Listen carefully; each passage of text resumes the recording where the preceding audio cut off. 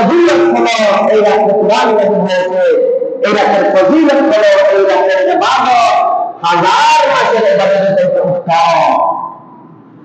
এই রাতের আরো একটি ফজিলত হলো এই রাত্রিতে হযরত জিবরাইল আলাইহিস সালাম একদল পুরুষ তাদেরকে নিয়ে দুনিয়ার মধ্যে অবতীর্ণ হন, দুনিয়ার মধ্যে তারা ঘুরতে থাকেন।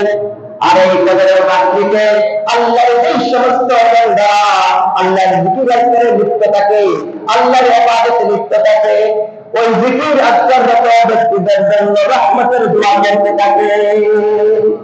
বলেন সুবহানাল্লাহ। লাইলাতুল কদরের ফজিলত আরেকটি কি করব আমরা?